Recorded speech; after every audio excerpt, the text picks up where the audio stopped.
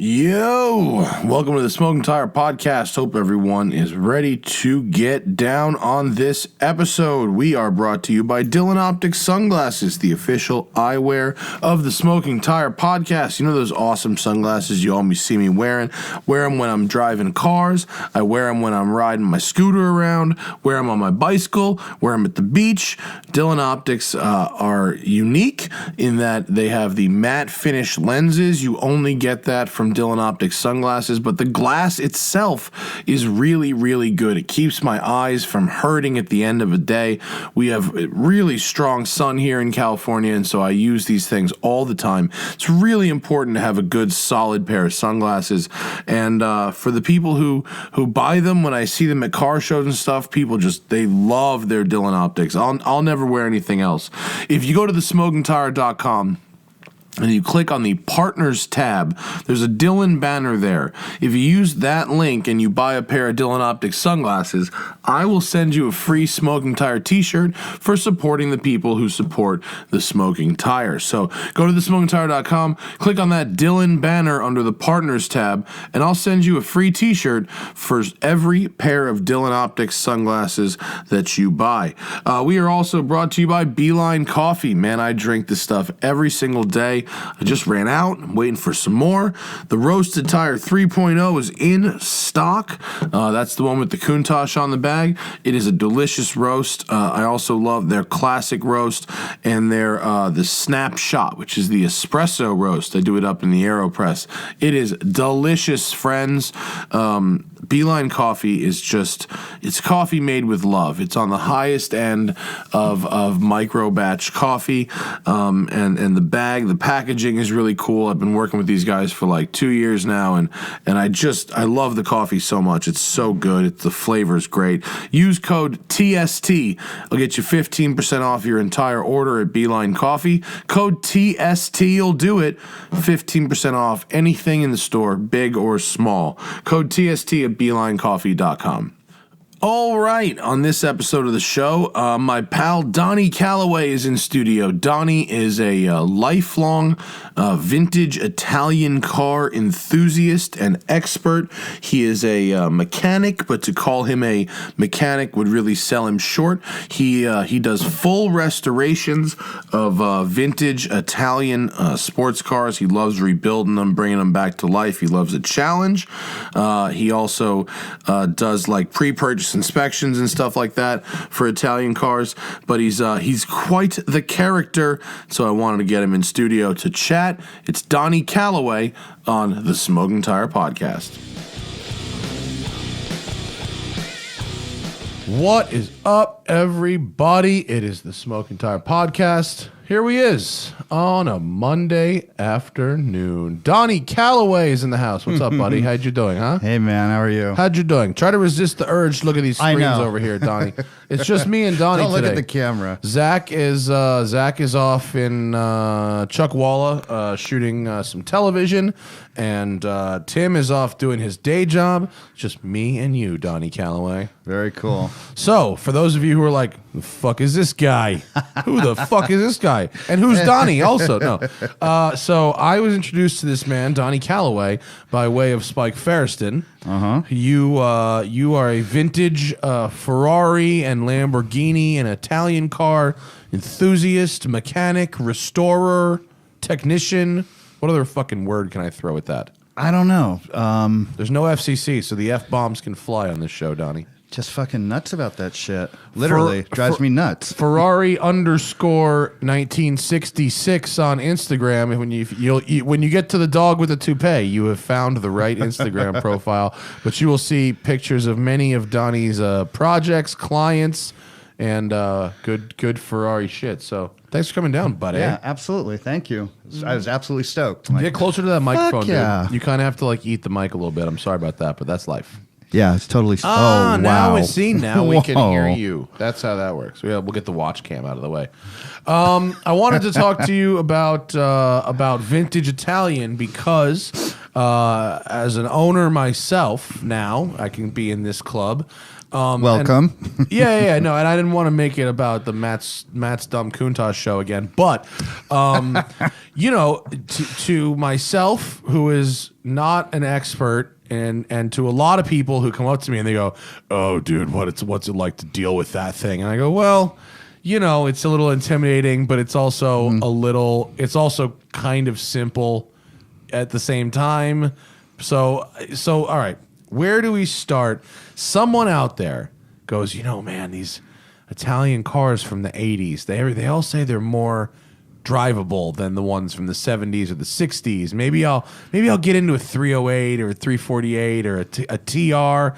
Where if someone comes to you and says, "Help me pick a car to drive," where do you send them? Where do you start? Their height, their height, and their budget. So it's funny you should say it in comparison. I've got a 360 right now, 360 Spider. I've never driven one before. All my stuff is old and vintage, 50s up to like the 80s. And getting into the paddle shift and mastering the paddle shift, I've gotten to the point where there's two versions of going through the shifts and the gear changes. It's an entirely different world. I know a lot of people understand that, but I don't know. Going back to that gated gear shift from the 80s there's nothing like clutch and gas. I know, and also the clack of metal shifter on metal gate is very satisfying. Yeah, and pulling, I don't know, it's almost comparable to a joystick, going through turns and what have you. Right. I owner's probably listening. I took the 360 through some turns. How dare you, Donnie? But it's trying to think about it and trying to reason out the difference and to explain it from finger blipping into lower gears to reaching out and gear shifting. It's two totally different animals. Of course it is. But on the Ferrari, it's as power to wheel to road is just as amazing.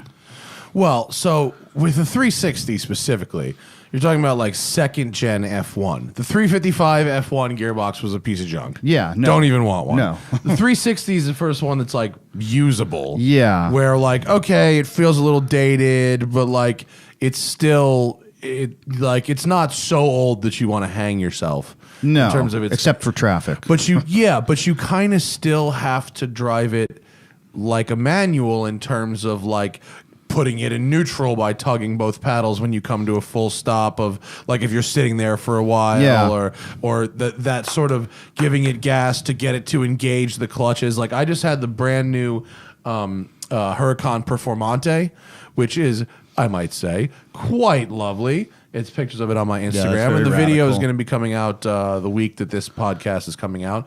But they have really figured out in the dual clutch gearbox of these cars, now 15, 16 years later past the 360, that engagement in traffic where from 0 to 5 miles an hour, they've made it feel like a normal automatic.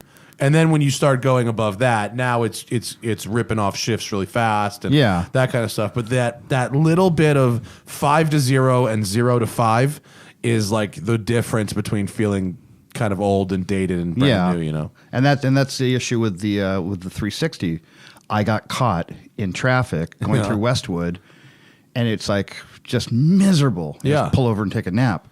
But the clicking and that's me. My bad. Sorry. Keep going. Clicking. It was just it was miserable. It was absolutely miserable. Oh yeah, look, Malibu. Yeah. I was at Bill's with it. Yeah. I was at Bill's with I'm such a dick. I was at Bill's with 2 different Lamborghinis 2 different days in a row because I'm a dick bag. Only one of them was mine. But so your history with Italian cars. How long have you been working on these cars, Donnie? Shit. Late teens. And since the 1915? That's how old you were? Yeah. No. Here's Donnie's shop. Where's your shop out? Lancaster? It's out in the Mojave Desert. In the desert. It's between Lancaster and the Mojave at a airfield that has these gorgeous hangars, and I just stumbled upon it. A client was flying me in to drop me off, drop me home after delivering a couple of Ferraris up in Carmel, And I'm like, oh, hangars would be a great idea to store some cars, because I had kind of outgrown the novelty and the romance of a old wooden 2-car garage. Yeah. Because, everything happens in a garage. Everything happens in a garage. It's an American, California thing. But I grew out of it real quick. Yeah, well, it's a real business, yeah, for sure. Well, yeah, and I'm doing 6 or 7 full restorations on big, real Ferraris. So how do you start that? Where do you back it up, 15, 20 years, 30 years, where do we start doing that? Because you don't just wake up one day and have 6 Ferraris in a state of restoration at your place. You'd be surprised. I wake up and go, what have I done? Yeah. Be careful what you wish for.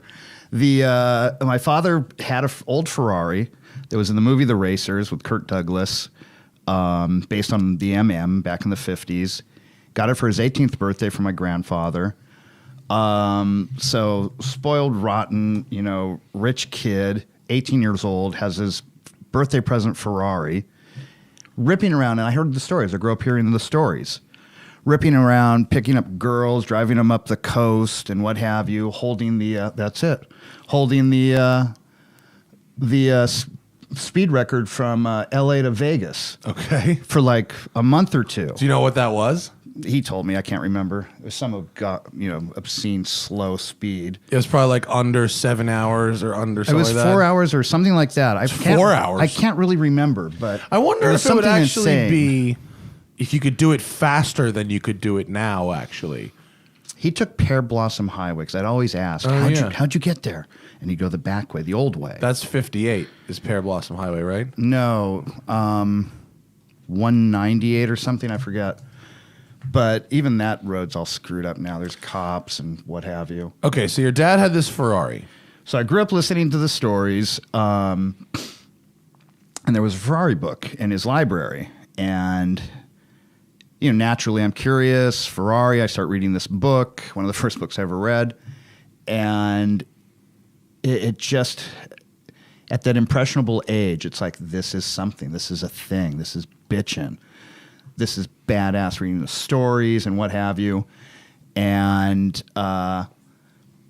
growing up in Hawaii, my dad had an old 25 Rio Speedwagon flatbed that he used for his business. Yeah. And we had beach houses, which is, what you do in Hawaii. You get a cheap beach house. And actually, I think it was the 30s. It had those neat rounded fenders. Okay. And he's like, hey, go pull the head on the Rio. I'm like, what? What does that even mean? I don't even know what you're talking about. Here's some tools. Figure it out. Get it done.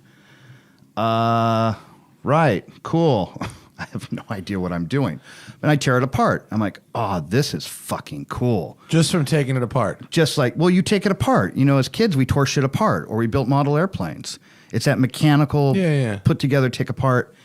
And it's like, okay, this is fucking cool. Metal, touching metal and that oil. Everything about it just turned me on immediately.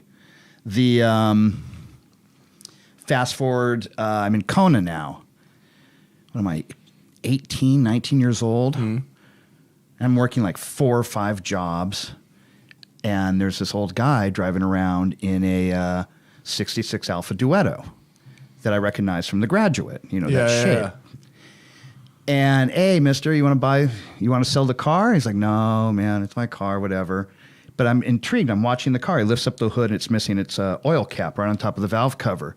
Like, hey, you're missing. Oh, you can't find them, whatever. So a few months later, hey, where's your car? I see him walking around Kona town. He's like, oh, it broke down. Yeah, that's it.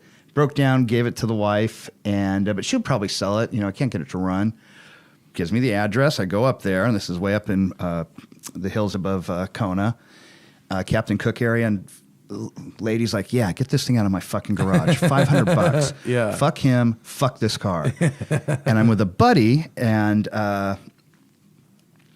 we push it. We literally push it. Here's the money. I'm like, I'll be back. Scrounge up the money somehow. Rob a liquor store and bring back the money. We push the car out. Can't get it to run. There's a condenser in the trunk. I don't even know what a condenser is. He's like, hey, there's tools rolling around. let's put this on and see what happens. Mm-hmm. Fires right up. We drive away. Nice. And I'm like, oh, Kona? Back in the 80s, that was heaven. I have a convertible. Roads without people? Because now nobody. Now we go to Hawaii on One press stop. launches sometimes, and like the roads themselves are very nice. Sure. But there's just so much traffic everywhere that you can't go more than like 20 on the Big Island. It's like super annoying. I can't even fathom that. Yeah, it's crazy. I used to jump in the car and go all the way down the Kona coast to get an ahi sandwich, and that was my trip. Go the upper road and come back to the lower road. Thing ever. Convertible, just in heaven. Yeah. I mean, it is beautiful. There's these roads that run along the coast are incredible, and even the one. What's the road that goes up the mountain? Like this road, the one that goes the Saddleback that goes through the two volcanoes. Yeah. I did that many times. That road rules. Great road. But you're always stuck behind some slow tourist in a Mustang convertible. Yeah, well, this was back then. I remember one time me and a friend went to Hilo in the Alpha and the Duetto.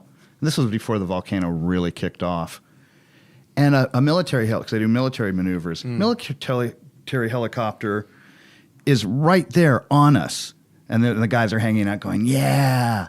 It was just so fucking cool. Did you get like a soundtrack going on to your life there? It's like a holiday road. No, that came later.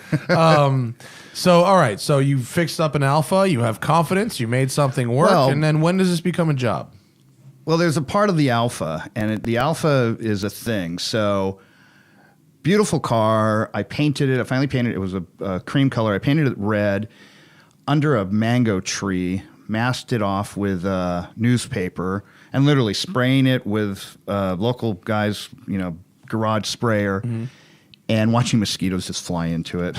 That's cool. But hey, man, this fucking thing is red now. It's mine.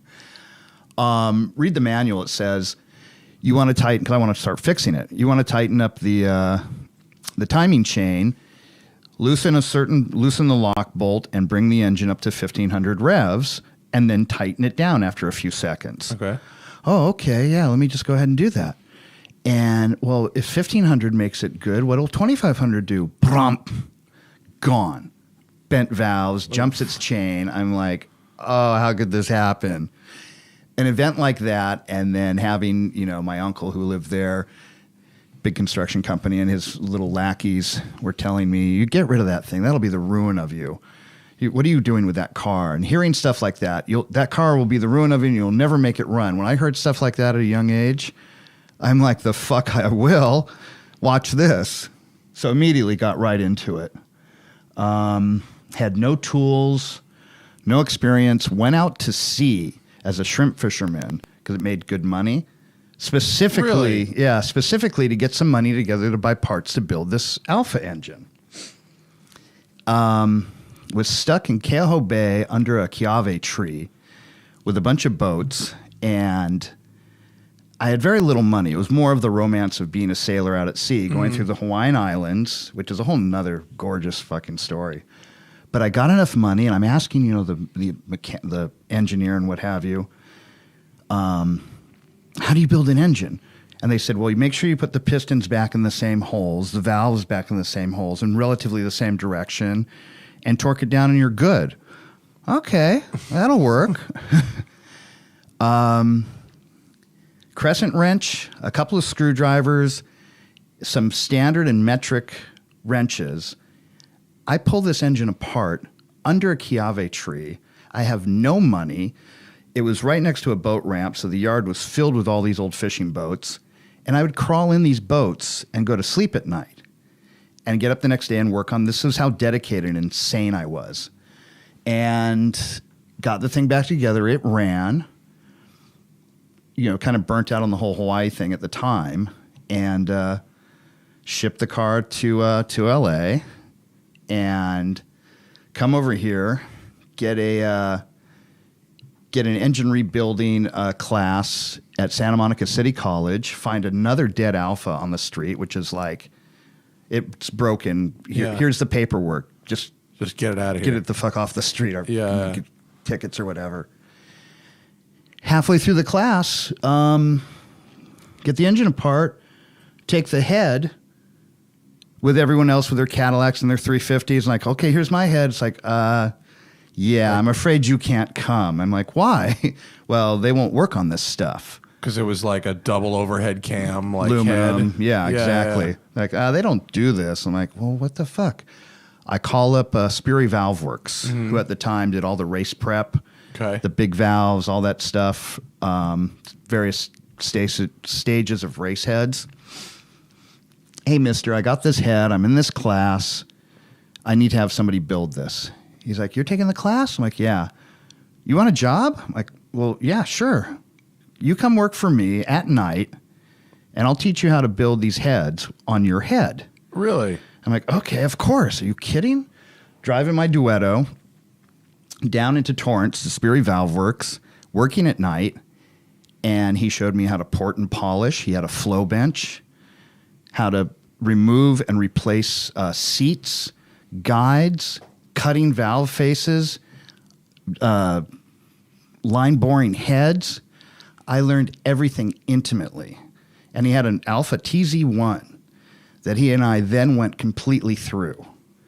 So wait, I hear these stories from people your age all the time that they were the determined person and they just showed up and walked in the door, or they camped out in the lobby of the agency or whatever. Right. Shit that would be considered reasonably creepy to do today, actually.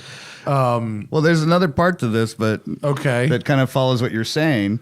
Well, TZ1 is a lovely thing. Oh yeah, this is a deep. I'm guessing deep in the six figures today, if not seven. Yeah, no, that's like $1 million car. Yeah. $1 million plus now if someone would even let it go. Yeah. So. So you got a gig working at this place. So did you continue the school, or did you just bail on it? No, I was starting to work with this guy. I was continuing the school. I'm really getting the hang of the heads. I'm really getting good at it. Where I break them down. I'm doing it all the time. And I really got deep into porting and polishing on these aluminum heads because you could flow bench it and see where your work, so you could even everything out and what have you. So I really got deep into it. A couple of months go by.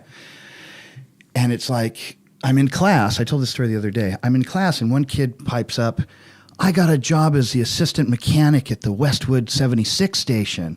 I'm like, cool, I think. Another kid tries to outdo him and says, well, I'm already got an interview set up with DWP where I get to work on the fleet cars. And it dawns on me, what the fuck am I doing?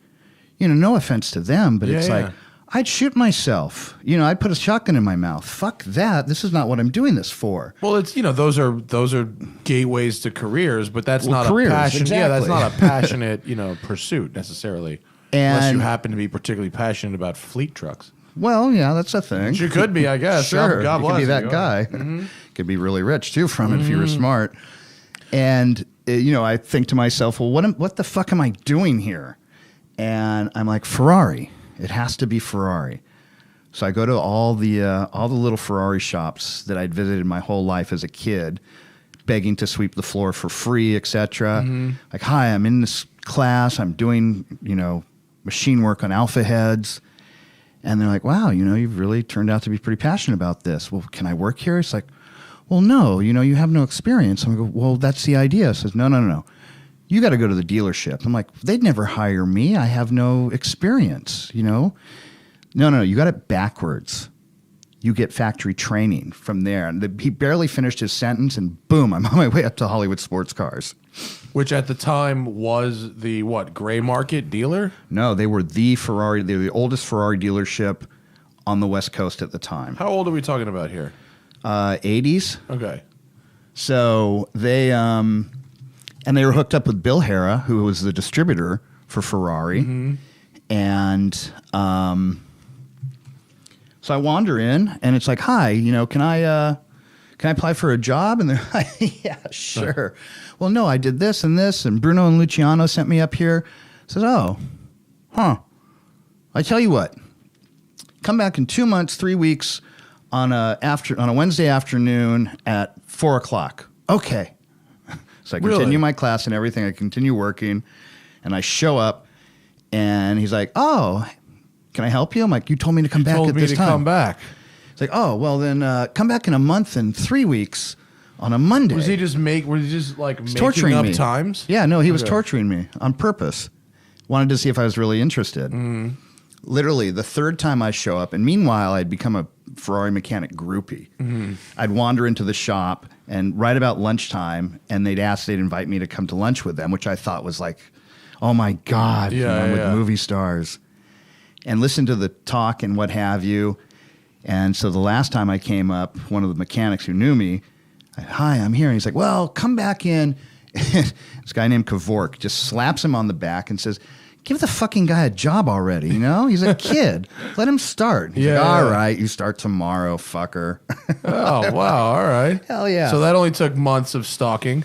Literally, yeah, that was the whole thing. Yeah, There's an old old Hollywood sports cars advertisement for a 330 GT. Yep. Very lovely. So one of the perks of that was... So did you get your factory training? Oh, yeah. So do they send you to Italy? How does that work? No. It had gone to Carson by then. So they had a factory training center in Carson? I missed it by a year. They were still the going to Italy thing? Yep. Oh. They still sent it to... you cannot come to Modena, but how would you like a Carson? Yeah. Hey, great. Wonderful. So what are they training you on in their factory training program? At this point, we're talking about 308s and Testarossas pretty much? Testarossa was just coming out. Okay.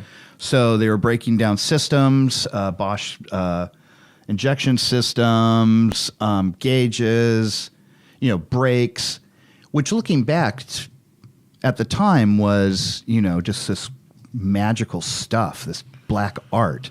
Today it's, blindfold stuff. When you, did they try and convince you at the time? Because it took me a long time, and I never went to work for a Ferrari store or anything.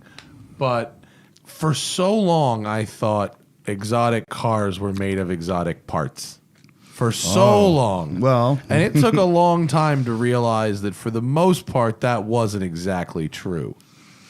In what respect? Well, okay, so maybe they used a certain type of alloy on their valves or whatever, but like other shit like switches and light bulbs and seat motors and door struts and basic stuff was just, bent metal and rubber like anything else, just under a pretty skin. To a point, yeah. It'd be nice if everything Italian used all the same window switches. Because, hey, cool. No problem. Yeah. Oh, no, this is a 98 Boxer Ferrari window switch. 88. Well, I'm sorry. Did I say 98? You said 98. 78 is what I meant to say.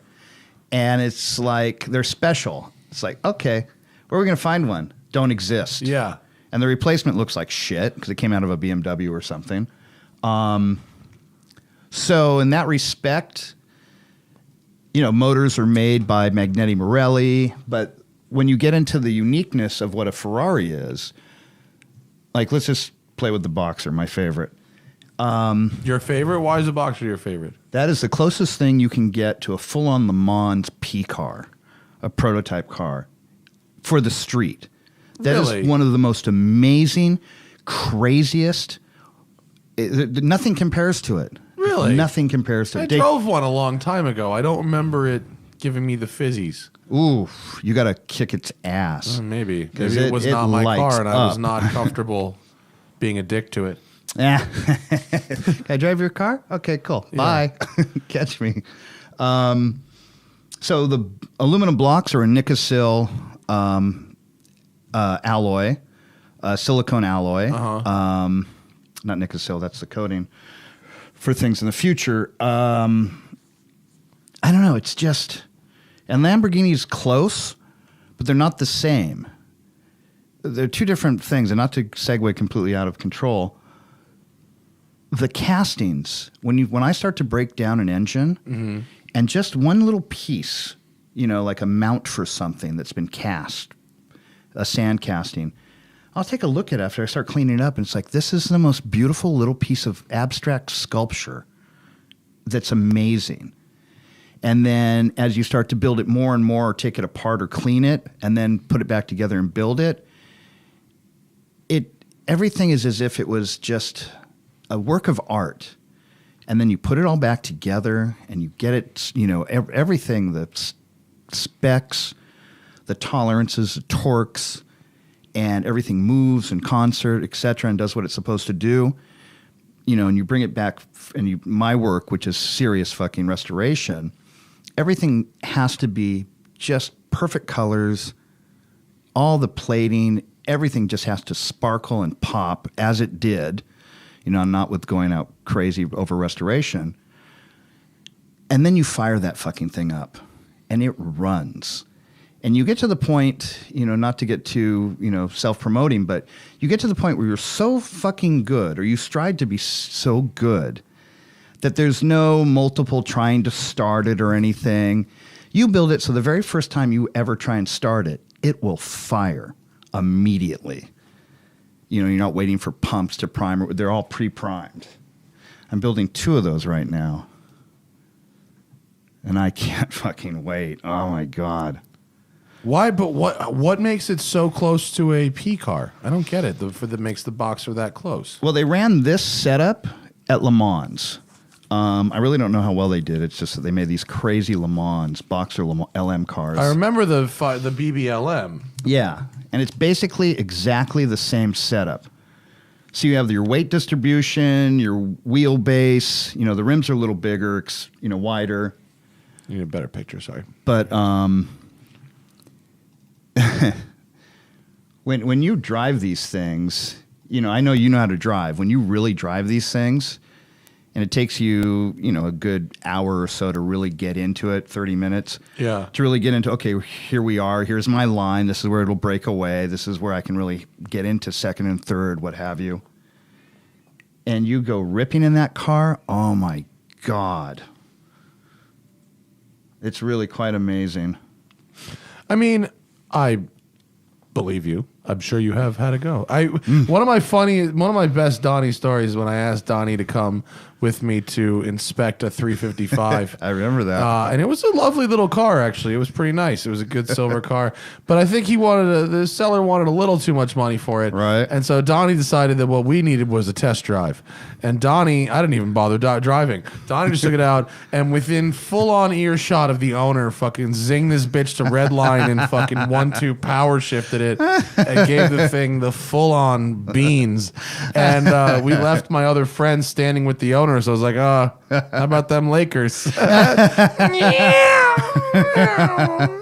I remember that. You got to know how it's gonna go. Oh, this BBLM looks good in yellow. Is that Crash? That's a 365. No, that's a 365. Yeah, but it's still a Boxer. That thing is badass. Yeah. Jesus. It looks good in yellow. For some reason, the picture makes it look like it has a completely blown out front tire, but I suspect it does not. No, I think the road is rolled. I think it's a crowned road. Yeah. Damn. Anyway, so if you had to pick a car from the 80s that was in something of a state of disrepair, you had to pick that car to restore it for maximum value in restoration, where do you start? So you got to define, for me, because I'm a weirdo, you got to define the word value. Money isn't an object for me as far as what it takes, if it's even my own car. I try and do it on a budget, but it's like, okay, this is $7,000 no matter how you look at it, so I'll have to figure out the $7,000 and then proceed accordingly. Right. The best bang for the buck on a production car, the thing that's going to just keep you high as a kite and driving until you can't drive anymore, would be a Boxer for me. Yeah? Yeah. The second one, so 308s are great little cars. They remind me of what my Duetto was to me. A cute little car that can just rip tight stuff, and, it's compact and you can really run it and have fun. Boxer has a lot longer legs. You can really get into the speed. You can really eat up road quicker. It's a little more comfortable because you got a little better, a better body interior setup. Yeah. Big, nice, long doors to get in and out of compared to the 308. And I had a Testarossa in Hawaii, and I hated it. I was young, and I absolutely hated it because I thought it was a total front to the Boxer because it's supposed to be better in every way. And I just thought it was a big Cadillac. I'm like, they lost me. Stylistically, it's mind-blowing. Even today, it's still really incredible to look at. And recently, I pulled a Testarossa out of a garage in Burbank. It had been there for years. And word of mouth is, this parts runner for the local Napa store has a Ferrari. And it's like, bullshit, miss me with this bullshit. No, he does. And he wants to sell it. I'm like, okay, come on, let's see what's up. Sure enough, this obscure house in this nice little neighborhood in Burbank, a driveway, when he pulled the Testarossa out, had like less than an inch on either side of it. Stuff? Yeah. And so pulling it out, and I look the car over, and I call up my friend up in Carmel, and I said, I found something. What is it? Testarossa. How much? Like $60,000, $65,000 or something. Like, okay, is it any good? Well, it looks pretty good, but just get the fucking thing, would you? We'll figure the rest out later. Like, all right, get it. So we get it. And I do a bunch of little cosmetic stuff and, tune some things up on it. Fans had died from sitting too long, etc. And I start driving this thing, and I'm like, this actually isn't bad. Now, I'm a little older. Yeah. And I'm like, this is actually a really bitchin' car. It's far more refined than the Boxer. Yeah. So it's a lot more comfortable, a lot more creature comforts. The Boxer is, let's just go fucking run this thing. This is so weird. The last time I drove a Boxer, it didn't inspire me to go fast because it felt kind of clunky. I don't know. I don't know about the condition of this particular car or anything like that. And the Testarossa I drove, I was like, wow, this is way better than I remember it being. The Testarossa was sweet, actually. It was really nice. Mm-hmm. Yeah. Well, they put the 4 valves, so it has all that, extra technology behind it. And so I took that I go up to Carmel all the time. One of my things to do, one of the things I'm tasked with is there's a garage full of Ferraris in Pebble Beach. And I have to go up there, and it's been a while. I need to go back. I literally have to go up there and drive these things because they cannot sit. Yeah. And I'll drive 5 or 6 different Ferraris a day, as much as I can, up and down PCH. Just like run it back and forth. That sounds like the dream job, except I imagine it's equal parts frustrating when sometimes the little shit doesn't work right. Well, no, and it gives me something to do if I get to fix something. It's like, I get to fix something. But for the most part, if they're driven, like once I've gone through them, they pretty much they're cool. Yeah. They just have to be driven. Yeah. And thinking about it now, it's actually been way too long. I need to go drive these things. I think about this with my Countach, actually, because the Countach mentally makes a great, fourth car. And with the value of it and the importance of low miles, it seems like a great fourth car, except if you don't want it to be a pain in the dick, you have to treat it like a second car, not a fourth car. No, absolutely. Yeah. You actually have to drive, I find I'm committed to driving this thing once a week. Oh. That's actually kind of a challenge for me. No, I'm busy. Yeah. To plan out a and I'm not just going to take it to Whole Foods. So to plan out a weekly drive with this car is actual work. And any old car is that, but it's just becomes, you don't want to say a chore, but it's planning and time and all that stuff that's invested in the future value of the car. True. Like my little white 308, I just took it on a 1,200-mile run and brought it back, and it has these little issues. Nobody else would have noticed them but me. It's like, okay, I'm going to wait a minute. Yeah, there it is. And it's got the pile of parts on it that's like, okay, I'm going to change this, this, and this. And it's been sitting for a month and a half. It's like, that pile of parts just got bigger. Yeah, I keep adding stuff. Yeah, exactly.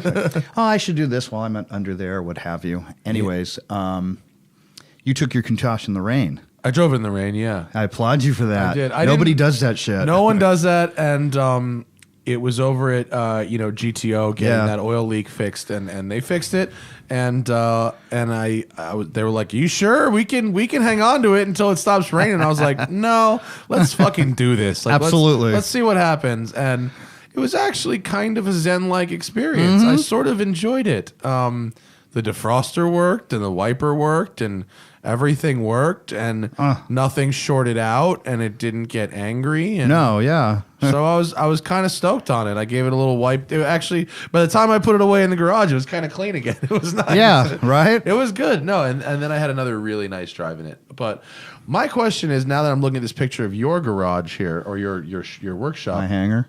Yeah. The 348s. Is now the time to jump on a 348? Oh, fuck yes. And I shouldn't say that, but yeah. Well, you already have one, so it's okay. Yeah, I grabbed a cool one, too. What's yours about? So... I saw another picture of it here somewhere. Yeah. So what's it about? I get this call from some guy, I don't know how I cross paths with him, but he's, hey, you want to buy a Ferrari? I'm like, yeah, sure. What do you got? He's like, a 348. I'm like, fuck. Not to be a dick and say, no, I can't do that. Yeah, of course. Let me come look at it. People have been shitting on this thing for like a decade. Well, there's a reason. There's a couple of reasons. And I thought the same thing. I'm like, what the fuck am I going to do with this piece of shit? It almost sunk Ferrari. Well, it knocked him down a bit at the time. And so I go and I look at it, and it's like, oh, this thing is destroyed. This thing is, and I'm like, what's the story? Well, it sat out in the Mojave Desert for 20 years. Ugh. Literally, no cover, or it had a cover for a month, and it blew off. And just sat there, as you see it in the picture. I'm looking over. It's very dusty. It's horribly dirty. Pretty dirty. Burnt. Could be a little faded. Yeah. Yeah, a little mildly toasted out. The leather had shrunken so much that it peeled and curled off the dash. Yeah. And I'm like, you know what? I'm not interested. This is $5,000 car. He's like, oh no, they want $30,000 for it. I'm like, have a nice day. Mine for 30. Have a nice day. Yeah. And a week goes by. He calls me again. Well, they want to think about it. Yeah. And so you want to look at it again? I think I want to buy it. I'm like, dude, you have no business buying this monster. This will kill you. Can you say divorce? Yeah. So I go back and I look at it again. This time I'm noticing, wait a minute. This car is all here. It's all straight. It has no miles. So I call up some other people. What's this thing worth? And like, it's a $22,000 car that we are going to cut up and sell as parts. Uh-huh. And for you, we'd actually pay you that. But otherwise, we say no to these things all the time. All right, fuck it. So I go look at it again. I'm like, you know what? 17, back and forth, 20 grand. I grab it for. Okay. And I at this time, I realize I'm buying a story. Yeah. I'm buying a thing. And unbeknownst to me, so I go talk to some Ferrari friends because I didn't really get into this era yet. I do all this old stuff. What's the deal with this? It's like, oh, Jesus, you got to do the chain for the oil pump. You got to do this. This is wrong. This is wrong. This is wrong. And, you can't find this part that you absolutely have to replace. And what the fuck have you done? And then they stop and they go, well, wait a minute. What year do you have? Like, I got a 94 Spider. Like, oh, well, you don't got to do anything. Change the belts in the oil. Wait a minute. Hold on a second. What? Yeah, by the time 94 had come along, they had figured out all the problems. They were having major problems. Mm-hmm. They had figured everything out, and that's when, I can never pronounce his name, Montezemelo, yeah. Yeah, had come in and said, I'm changing everything because this is our dog. This is our pile of shit, and we must become Ferrari again. So he showed up on this watch and on this model and completely transformed it. And so it's got a single disc clutch. It has, and I said, well, what else do I need? Because I want to do all this. Do I get to tear it apart? They're like, well, no, you just do this and this. Like, well, that's no fun, but cool. That'll be better. Yeah. So I'm literally probably the end of this week going to pull that engine, have all the parts for it already. And I keep reiterating, I keep rebuying parts. What does a $20,000 Ferrari actually need to get back on the road and look medium presentable condition? Well, this one, because it's got a story and because it's so fucking ugly and fucked up paint-wise and what have you, I'm going to do all the mechanicals and brakes, and I'm not touching anything else. Oh, then leave it? All right, yeah, cool. Until it drives me nuts, and then I'll go through and paint it and restore it like I do. Well, that's that guy I drove, the Ratarossa I drove in England. Do you see that thing? I know that guy. You know him, Scott? Well, we're kind of chatting now, but I haven't looked at his stuff yet. So Scott is in England. Yeah, that's him. Yeah, and he's got a little YouTube channel. He does Ferrari. He fixes Ferraris in his garage. But he's got this thing that I went to England and drove. You drove this thing? I drove this thing, yeah. So you know this guy? Yeah, It's a I went to small England world. and drove this fucking thing. So it's a Testarossa that at one point he thinks in the late 80s or early 90s had the roof cut off. Sure. Not by Strayman. No. By somebody. And it was sort of jankily reassembled. Yeah. He got it Looks running. like it. He got it running, but then left the exterior condition exactly how he found it. Oh, so he didn't make it okay. look like this. He found it like this and then made it drivable. That's a Radarosa. So I get it now. I drove it, and it does, in fact, drive better than it looks. And it is, I think it's like the perfect pub-going Ferrari. Sure. Like, it doesn't make me want to go fast. You know what I mean? I'm certainly not taking Kids' it bikes. to a racetrack or anything. It's definitely a medium piece of shit. Yeah. But there is not a lot better out there for parking in front of the bar, Right. Because everyone thinks it's fake. Yeah. They're all like, "Oh, this is bullshit," and then they start looking around and like, the dashboard and the seats and the proportions, and then you start it up and they go, "Hang on, that's a 12." And, Right. and then they put it together that it's real, and they go, What the fuck? is going on with this fucking thing?" There used to be a yellow Testarossa in Santa Monica that I've seen a couple of times. Every single panel on it has been hit 2 or 3 times. Nothing fits right. And I'm like, this is a horrible version of a fiberglass knockoff. And I waited. The guy came out, this really long, sinewy, hippie-looking guy. And he fires it up. And I'm like, no shit, the fucking thing is real. Yeah. It's a real good mind fuck when you have that happening.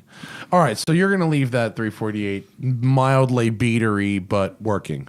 Oh, it has to be mechanically perfect. Like when you open the hood, it'll be this perfectly restored, gorgeous work of art. I'll fuck with that. Brakes, etc. I will fuck with that. Don't be distracted by what I'm doing on the screen, Donnie. I know it's distracting, but I'm trying to get background imagery and stuff, and it's like it fucks with everybody. So the other thing about leaving it that way is I'm a judge, and I do Monterey, I do the Pasadena show, I do Aaron Weiss's San Marino, the Ferrari judging, what have you. It's fun.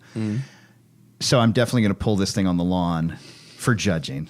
Just to be Just to get a score? Yeah, just to get a 0 score. Just to get the ugliest car. What Ferrari that is depreciated and seems like it could potentially be a good buy should you absolutely run from at this point? right now? God. First version 348s. Early 348s? Early 348s because they have so much that can go wrong. Oh, and so not that I get into it, but the 355s, now that I've got a 348, everyone says are incredibly expensive. I've heard that They many times. just made the 355s. 348 is a bunch of other stuff, factory stuff that was put together and made. So it's relatively inexpensive and parts because are right parts now were available. shared with other stuff. Yeah. The 355 is a thing all to itself, and I've not really gotten into one, but it's incredibly expensive. So it's like, I've heard really scary things about 355s. Like just looking at the maintenance of that one car I looked at, like it was like, fuck. Those cars are Right. so pretty. no, they're gorgeous. But engine outs every like 3 years or whatever. yeah, Forget it. Yeah. Having said that, I just pulled the engine out twice in one summer from my 911. So yeah. Twice? Yeah. They pulled it out and they did some things with the exterior of the engine, but from outside the car, put it back in, and then 800 miles later, it needed a valve job. Yeah. That's a thing that happens. Those are really simple to pull in and out. Yeah. That's the thing about that. Yeah, no, design. it only probably takes like 2 or 3 hours to get the whole 911 engine out of the car. Maybe not If even that, Maybe yeah. not even that. But it was still like, you mean it has to come out again? Right, yeah. When you hear it, it's like, what? Eric at GTO said that there is nothing like taking my Countach engine out. He said that is a nightmare of unbelievably epic proportions. Yeah. They had to buy some kind of crane to do it. I didn't have to pay for it, but yeah, included on the invoice was, it was no charge to customer, but they had to get some kind of crane to get the whole engine out. Like a normal engine hoist won't do it. I guess it doesn't lift it high enough to get it over. Sure. I don't know what the hell's going on. That's why I'll never use a cherry picker. I have an electric chain hoist. There you go. So everything comes beautifully out. Just straight out. Just back and forth. What is, people are, based on what happened at the markets this past weekend in Scottsdale, it seems like cars under 250 grand were strong. Cars over 250 grand were a little flat. Yep. 80s and 90s are still on their way up. Yeah, which was nice to see, actually. Yeah. Were you out there? No, but I kind of poked in. I definitely looked later to see the results. Yeah. And I have a really low mile, 4,000 mile 328 GTS. Mm-hmm. It's like brand new. It's Yeah. amazing. And I called around to everybody, David and those guys, to put them in the auctions. Like, well, we have one already. Like, oh, okay, well, fucking my fault. I didn't call early enough and get in there. And then this one, they had like 4 or 5 each auction. I'm like, well, thanks. There you go. Flood the market. But they all did very, very well. I can imagine a 308 and a 328 would be pretty strong right now. Because they're drivable. Well, they're drivable, and there's one thing about Ferrari value. You've got a car that is new, even to this day, I imagine it's still so.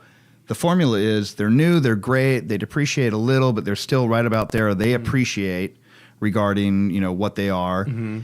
And then they slowly take that dive, that nose dip.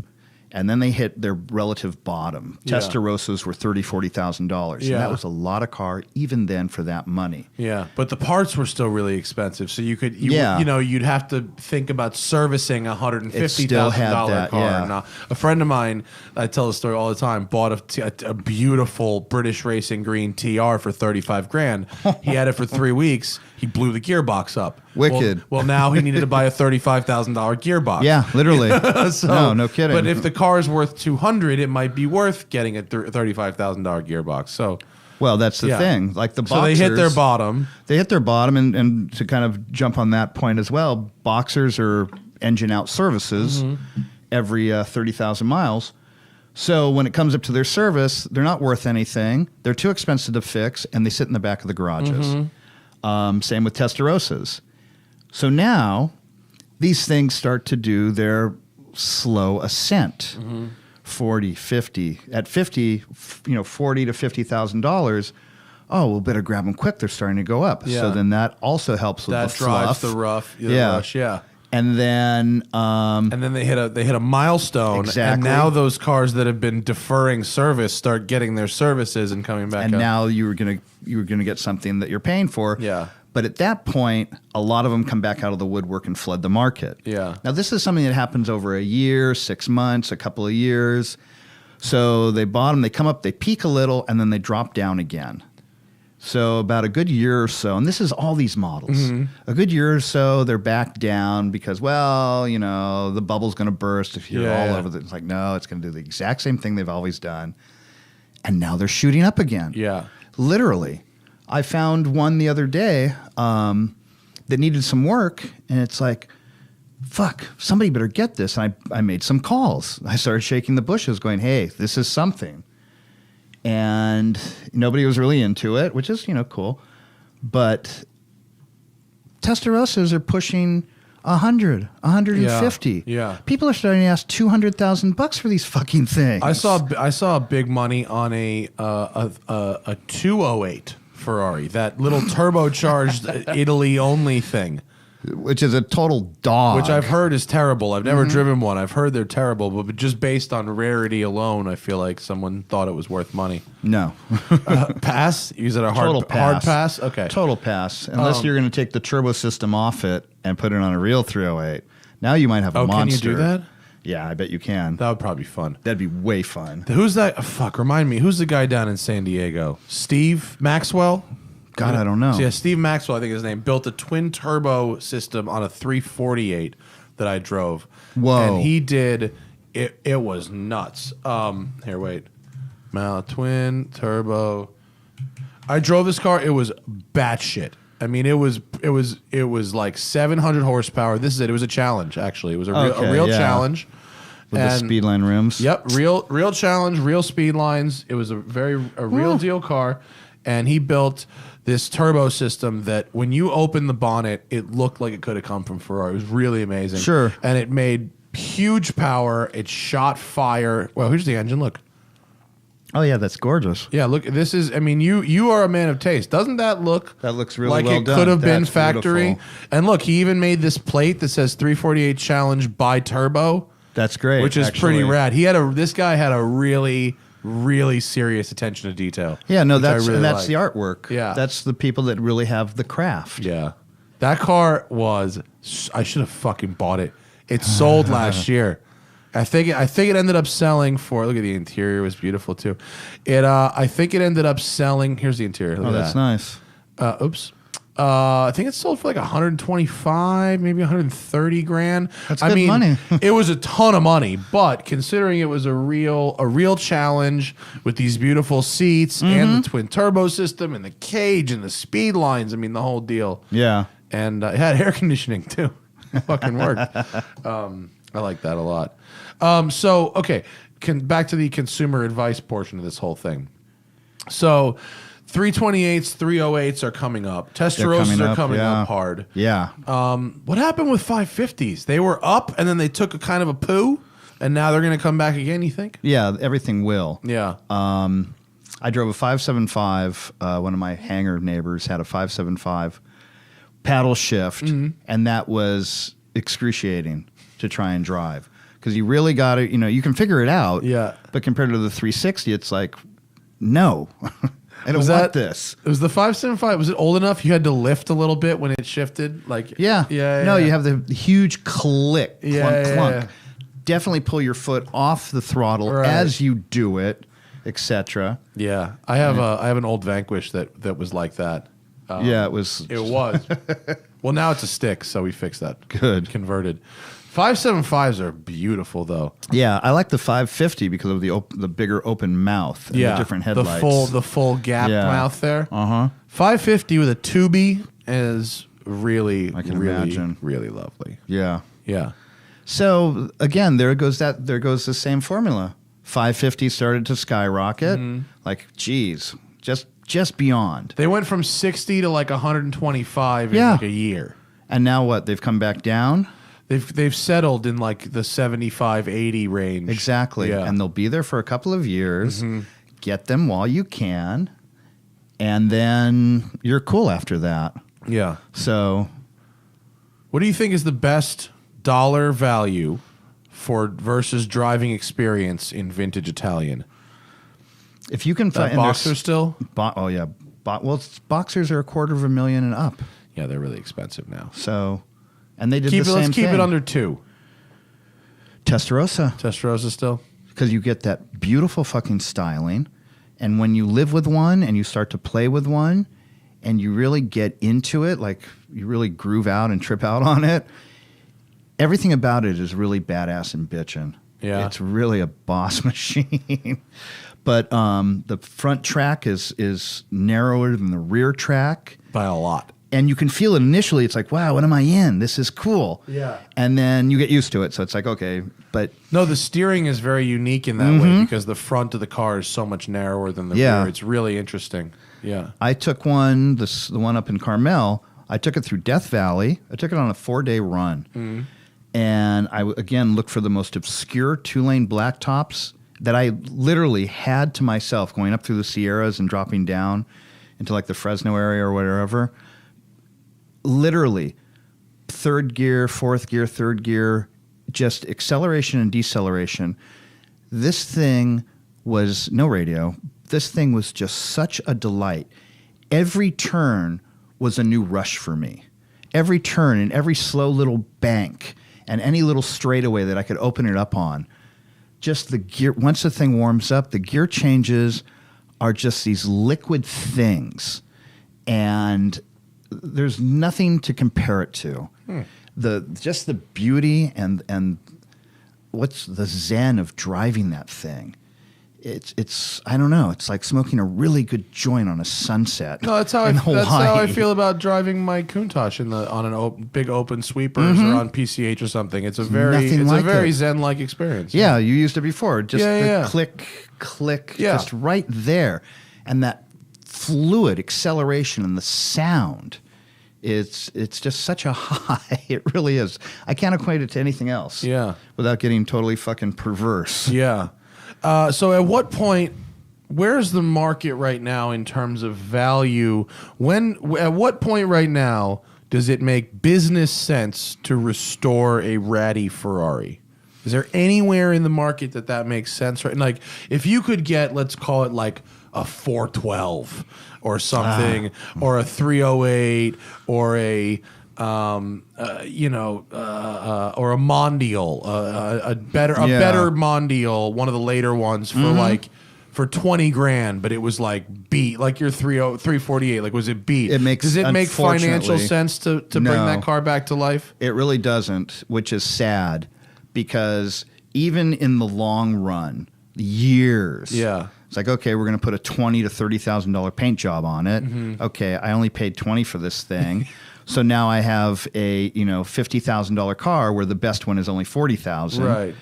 It doesn't make any sense whatsoever, which was really sad. And in 15 years, it may actually come up to what you spent on it. Yeah, it may. Or may not. Most likely may not. The Testarossa, so even a 308, but 308s are crazy expensive to get a donor car, to get a dead car. Can you get a trashed 308 for under 30 grand? Not anymore, but Really? there's still maybe two out there. That two total. Literally. Yeah, no kidding. Yeah. Or you can do like, we did as kids, or I did as kids. I think that's Aaron's car. Oh, do you know this guy? Yeah, it's got a 12 in it, right? Oh, really? Yeah. Oh, it has a little badge on it. He put a fucking 12 in this? Yeah, there's a blue one with a 12 in it. Fuck off. Well, I just grabbed a random picture, but okay. God damn. Yeah, in fact, he gave me all the bits he pulled off of that really? car. Just sent them to me for postage. Really? Uh-huh. Classified of the week, Ferrari 308 with V12 power. Here it is. I got to see. Is there an engine shot? Where the fuck did he fit this engine?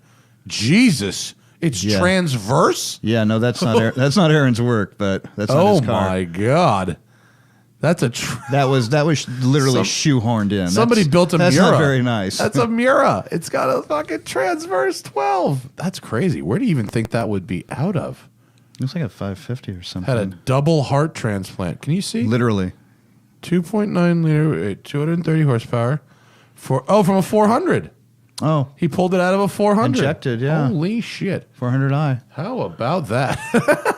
So the engine was borderline free, which is crazy. Is a 400 worth anything to anybody? Is it worth even? They got a little kick because everyone thought they could speculate and grab them up and like, okay, I got this for $40,000. And then because of that, they jumped up to $50,000, $60,000. And there they sit. Yeah. It's like, yay, okay. Buying the tires just knocked me out of my margin. Yeah, totally. It's a slim margin on those kinds of stuff. Yeah, for the speculators. Yeah, and if bless their hearts, but no, usually they're too anxious to make a buck than for what's really going on. Yeah, what you're really trying to do is find somewhere where you can park money, enjoy the car, and then get more of it back later than if you just bought a brand new car. Yeah. Yeah. Absolutely. So many people ask me about investing in cars as a money-making venture. Like, I've been fortunate enough, like, where I've made money on a couple of cars. Right. But, like, if you took my time, the insurance, the fuel, everything into account. Right. It wasn't that much money. And I think that unless you're buying very, very, very, very, very high-end stuff, you could go, even if you are buying very, very high-end stuff, it could go either way. Some of these seven-figure cars didn't make their money this past weekend. What, Lusos for $1.8 million, $1.9 million or something? That's down. That's down a couple $100,000. Yeah, that's down. So it's not necessarily a lock. But those guys, well, I would think, in my experience and some of my clients, those guys were either dumping something out of their collection because, God forbid, that was their entire nut. I can't imagine you'd have a Lusso as your entire thing. And if you're about to lose 300, there's no reason to sell it. Yeah. If you're that guy, Right. why am I going to sell it and lose 150 to 300 grand? Forget it. I'll just sit on the car for another 20 years. Yeah. Well, there was at Gooding, I think there was a brand new LaFerrari. It had like 100 miles on it. It was like a 2018. Right. And I think 3.5 was the sticker Yeah. price on a Aperta LaFerrari. Right. And the estimate was 8 to 9, and they pulled it because who the fuck is going to pay 8 to 9? You pay 300% markup on a 1-year-old car? No. Forget about it. Forget about it. All right. Well, we got some questions from some folks. If you have a question about if you're with us live and you got questions about fucking Italian cars or whatever, get over to the super chat. We got to do this for 10 or 15, and then we are out of here. Some donations. Thank you very much. Carl says, regarding pedal setup for heel and toe driving, it seems my brake is too far forward and I can't throttle unless almost panic braking, but I might be doing it wrong. Okay. Do you understand what he's saying, Donnie? Yeah. His brake pedal is too close to him, forward being close to the driver, and he can't blip the throttle without pressing the brake harder. Yeah. So what Carl's actually saying here is not that his pedal is too far forward. It's that he has not developed the muscles to bend his right foot around enough. The roll. Yeah. So Carl, what the problem is here is either you're pressing the brake too hard to get a blip. So you're pressing the left side of your foot down too hard in order to get the right side of your foot to where it needs to be. Your strategy either is to practice using the right side of the foot without pressing that brake pedal more, or to develop a different strategy where you use your actual heel instead of just the right side of your foot and bend it around. So watch the video that I made about how I made a how to drive heel toe and how to drive stick video. It's got quite a lot of views. So I would watch that, but I used to make excuses like the pedals were wrong until I learned how to move my feet the right way. And I'm not trying to shit on Carl here. I think it's a valid question, but my first advice would be practice barefoot. Take your shoes off because you'll be able to bend your foot around and do more things with both different sides of your foot without moccasins. shoes. Yeah. I have guys that drive with moccasins. Yeah. But thank you, Carl. Aja says, I really enjoy the longer off-road videos. No problem. Thank you for your donation. I don't know. I've been doing these videos, Donnie, where I go up on trails and the video is like an hour long because I just run the fucking camera. Cool. And some people love them, other people hate them, but I'm glad Mr. Aja's here. While you're driving. Yeah. In the Countach or whatever. Not off-roading. I've been going off-roading. I've been doing some SUVs and stuff, so I have an Cool. off-road trail that takes like an hour to go across, but I just run the camera the whole time. So I'm glad someone likes them. Ryukachu back again for the EV corner. That's electric vehicles, Donnie. How do you feel about EV restorations on classic Ferraris? Is it a terrible crime against God or an interesting way to keep beautiful classics on the road? And this ties into the Jaguars doing electric restorations for E-types. I think you can get an electric Aston Martin as well. Have you seen the EV West Ferrari? No, but being a purist, I think it's an absolute sacrilege.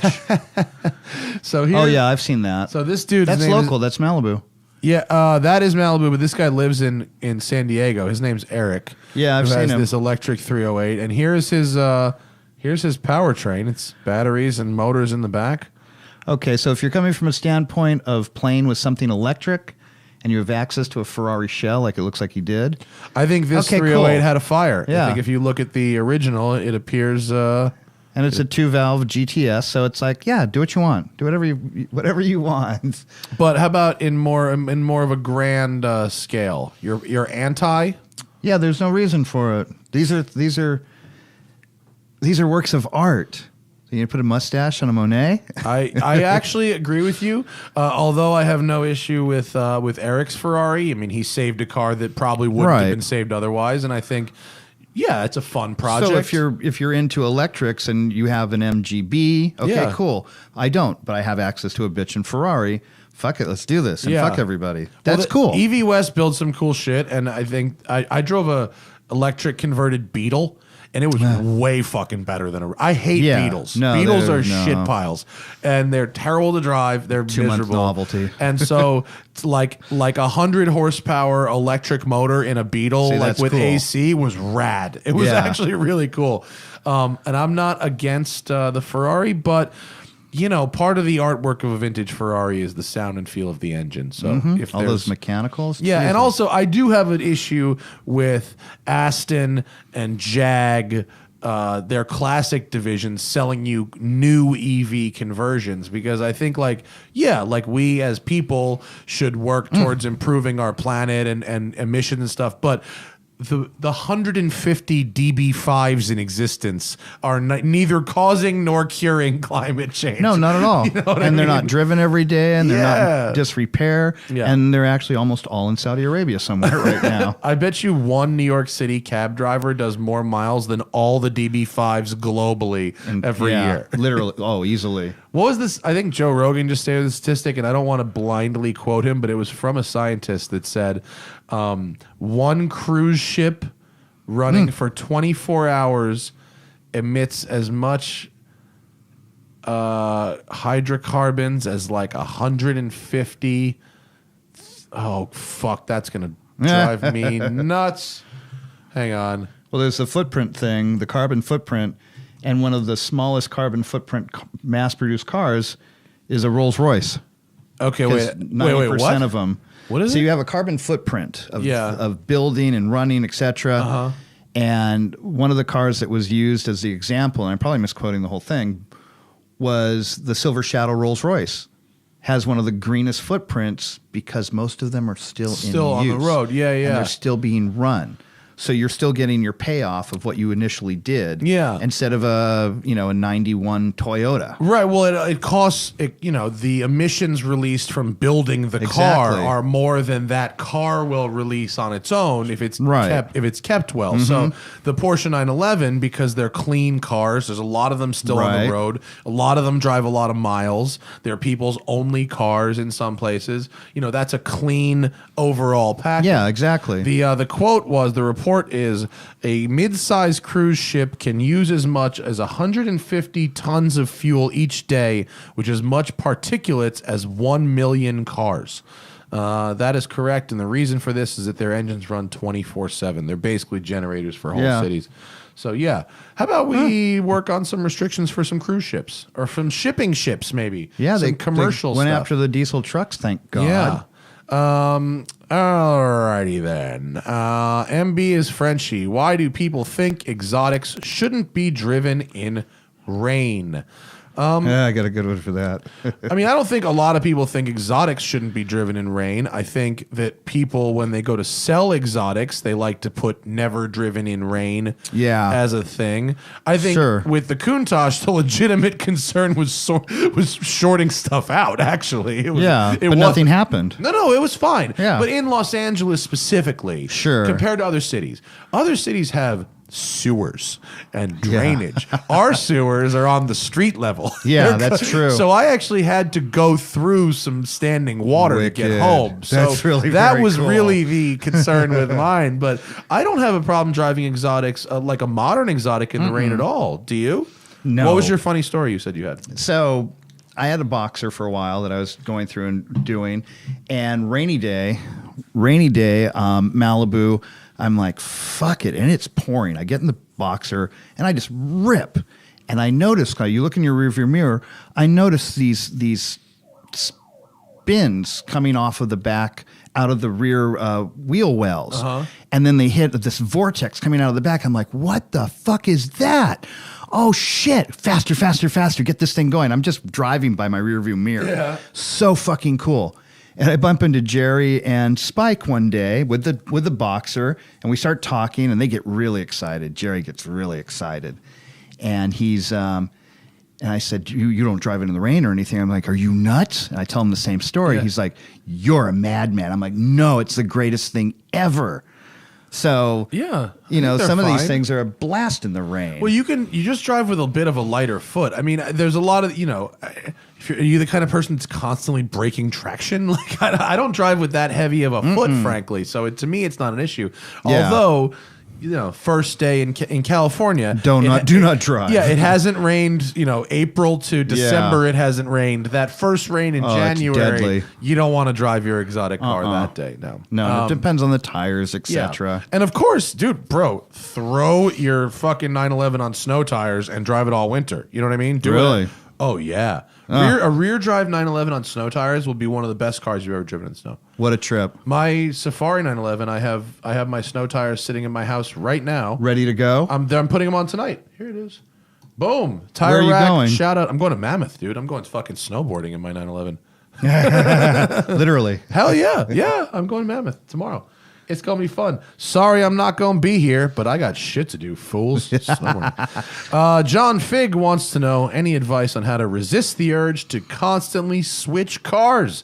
I own an 06 Z4 Coupe, but I feel the urge to get something new.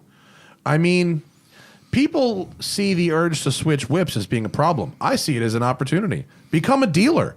Get a dealer license. Yeah. And now you might make some money out of it. If you like tinkering and cleaning, you get a car at a good price, you throw a detail on it, you drive it for 2 months, you sell it again. Yeah, you can totally do the flip thing constantly and make $20 profit or $2,000 profit or more. Just or literally keep a little flipping. bit of a loss and have had 3 months in a blast. brand new M3 or decided that maybe you don't like Corvettes or whatever it is. I mean, you could probably continue if you look into becoming a dealer, and I don't know where you're writing from or what the laws are, but if you're a dealer, now you don't have to pay sales tax. Well, that's the thing. That's the thing. Well, there's those guys that actually get into the preferred purchase program, Porsche, Ferrari. Ferrari really frowns on it. Now Ford, you get in, you get something, you enjoy it for a year, and you flip it at a 20-30% profit on a 2-year-old car. Yeah. Or look into one of these subscription programs that's going on right now. Porsche has one, Volvo has one, where you pay a monthly fee and you can change cars within that family whenever you like. That's incredible. Which is pretty cool. That's genius. Yeah, it's pretty cool. Obviously, I'm going to say knock wood, restrictions apply. Don't hold me to the legal jargon. But yeah, those are things. Otherwise, yeah. Just change colors. Get into the flip game, become a dealer, make it part of your side hustle, your business, or go in on that with a friend, or maybe get into a subscription program. And that's our questions for the day, folks. Donnie Callaway, thank you for coming down. Follow him Wicked at cool. Ferrari _1966 on Instagram. Donnie's shop is in just north of Los Angeles here if you happen to be in the vintage Italian car hustle. Yes. And Donnie's one of my favorite people to recommend for pre-purchase inspections. Thank you. In Southern California, in which you always will fun. go to cars in addition to having cars brought to you. Absolutely. And anything else you want to promote before we get out of here, Donnie? Promotion-wise, I like the aspect of attraction rather than promotion. Okay. And if people need help, I'm there to help. There you go. The whole thing with them handout, give me the money. It's like, no, man. No. If you cool. have a question about vintage Italian, Donnie is here to help. Send him a message on Instagram, Ferrari _1966. All right, I'm going to Mammoth. Wicked. I'm going to go put snow tires on my car, go skiing. And you have to come out. You have to come see this hangar of mine. I will. I've got some really. Is it off the 14? Shit, yes. It is. Maybe we'll come see it when I'm on my way up or on my way back. Oh, that's right. Yeah, it's on the way to Mammoth. Yeah. We can work something out, Donnie Callaway. All right, you'll love it. All right, that's Donnie Callaway, vintage Thank Ferrari you. expert on the Smoking Tire Thank podcast. We are brought to you by Shout Engine. Get your own damn podcast at shoutengine.com. It's easy. All you need is a microphone, a connection to the internet, a guest, if you choose, and ideally something to say. Thank you, Donnie. Thank you very much. I get to quote the Big Lebowski straight up in this podcast. And all y'all, you know what? I'm not going to Mammoth just yet. Tomorrow morning, Tuesday, 9 a.m. Pacific, we've got the guys from Speedcore in studio. I'm recording a show and then leaving. Speedcore, they're doing those crazy carbon fiber bodied muscle cars that go really fast. They're going to be in studio 9 o'clock Pacific a.m., 12 o'clock Eastern tomorrow. And I'll see y'all later. Have a good day. Ciao. Bye. Ciao, ciao.